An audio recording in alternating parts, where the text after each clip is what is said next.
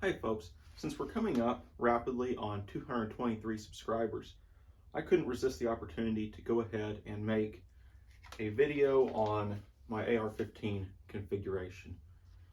Just a convenient time to do it. It wasn't really planned. We've got quite a few things coming down the line as far as parts that are on order, haven't gotten here yet and all. Got a couple new handguns to play with, some things that are going to be coming, but right now, let's just look at this AR. I've had it for, oh man, I guess I built this thing during the course of about 2013 to 2015 time frame with some other additions just as time has gone on. Where should we start? Let's start right here at the butt, the boring part. And it's just a B5 SOPMOD. It's on a Bravo company receiver extension. I don't know who makes the end plate hardware. That's probably Bravo company also, if I were to guess. We got the MagPul K Grip back here, PRI Gasbuster charging handle, LaRue MBT Trigger, the one that I don't know if they still have it under that same designation or not, because I think they have newer ones now, but this is the old MBT. It's a Noveske chainsaw lower, actually. One of their blims from years back. The upper receiver, I think, is just some generic. Yeah, no idea. No idea. Bolt is Colt. Whole bolt carrier group in here is Colt, with the exception of I do have that POF roller cam pin upgrade kit on there, which I kind of like on these SBRs. And I mentioned that in the video where we installed one. But you know, these SBRs run kind of hard. Oh, it's got a Spikes ST2 buffer. I don't know if they even make those anymore, but it's in there. Got powdered tungsten or whatever. Same way as an H2. I don't think it makes any difference. It was just, I think the store had it, and so I threw that in there because it was easier to get than an H2 just at that particular moment. KAC Rear Sight, got a LaRue LT104 quick detach mount, got two QD levers there. One of the old Trijicon 1 to 4 power AccuPoints with just the triangular post reticle. KAC's, what is this, the RAS or RIS, I forget. Just one of those common KAC's quad rails. Got a Steiner DBAL D2 IR laser and illuminator with also the visible laser if you so choose. See it there.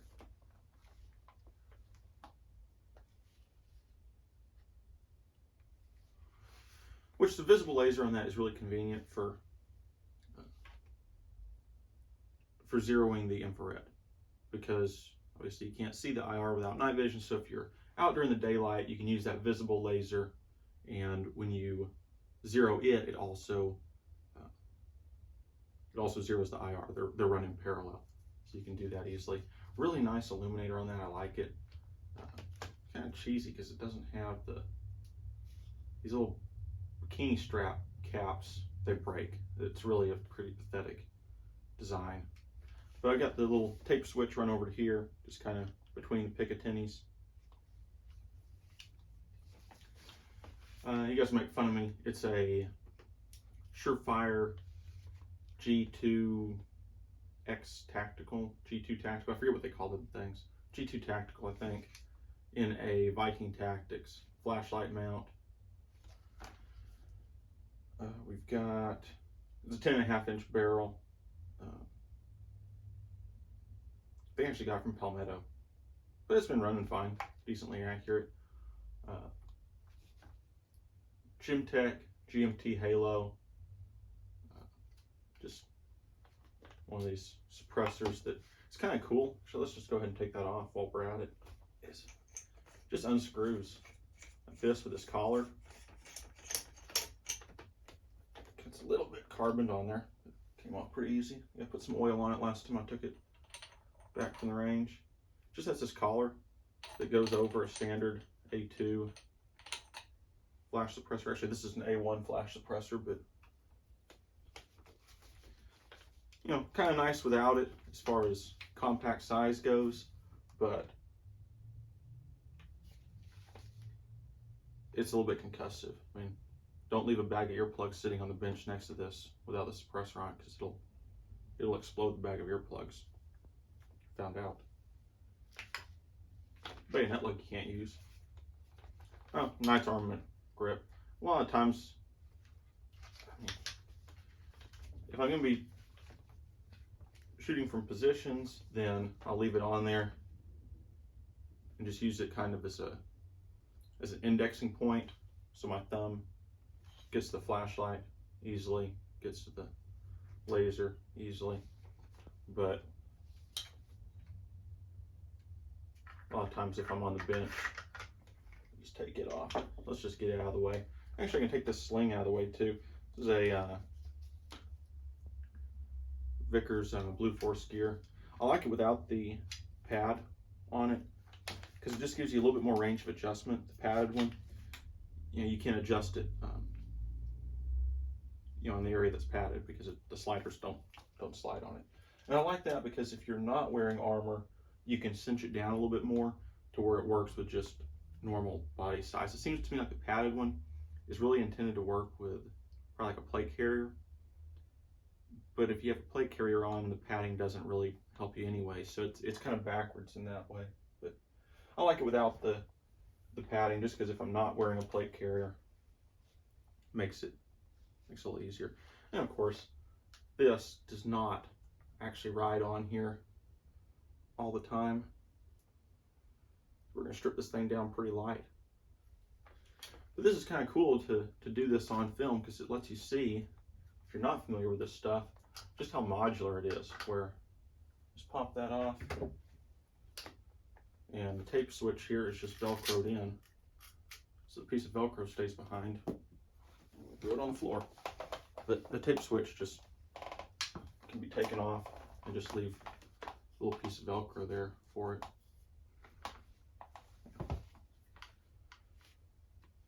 Go ahead and we'll strip this thing all the way down, just for the sake of demonstration, I guess. Relocking it.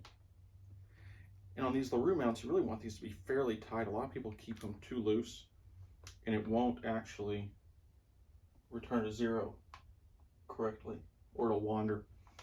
I mean, it's good at return to zero if you have it set up right, but if you don't have those tightened down to where they're not really snug on here, you won't get that consistent return to zero that the LaRue is so famous for. Flip up the backup side there. And actually, when you take all that stuff off, it's a fairly light little rifle. Add all that on, it gets pretty heavy pretty fast. But you know, if you look at it, that's pretty much all you need. You got sights, you got a light. Nice and handy.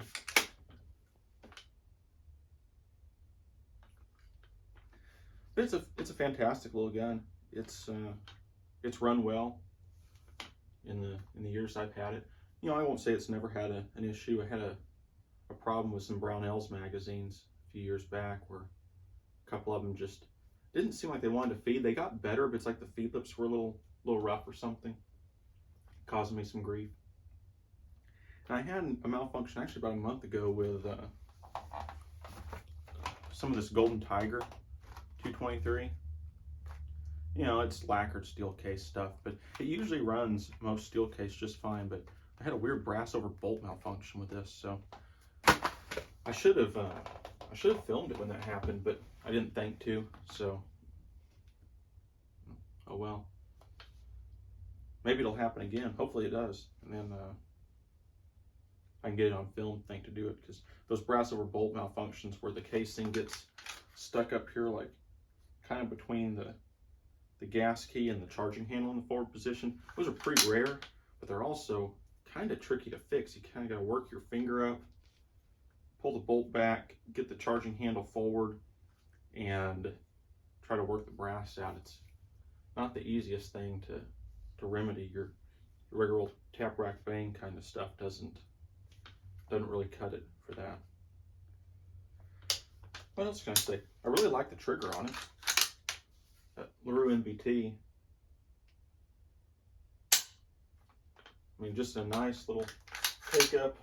Let's see what it breaks at. I've got a trigger pull gauge handy right here. Wasn't really planning on doing this, but let's take a peek and see. Okay, we're reset. We're on fire.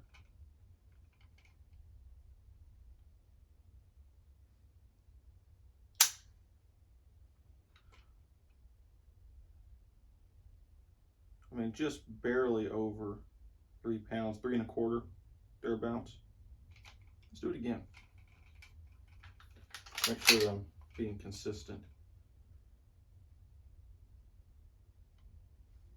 You get through that initial stage at about 2.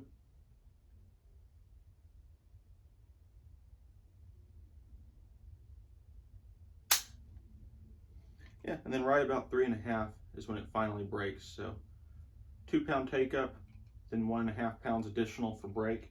Really pretty nice. 3 1/2 pound total weight.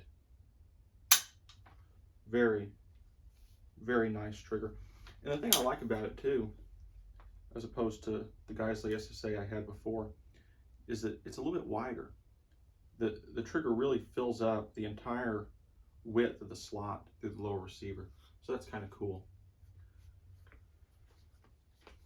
And that's pretty much all I got, I think, on it.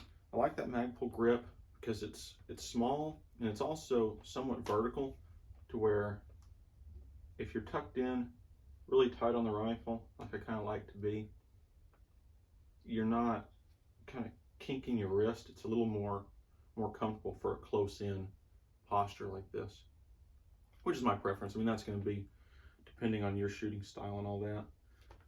I like the B5 stock because I can keep my tax stamps and all that tucked away in there, nice and safe, where I've got them handy.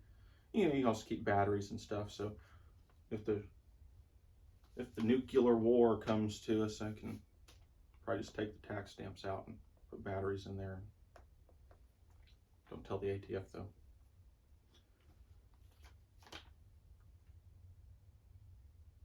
I mean, the Sling's quick detach. Everything pretty much is quick detach on it, which is nice.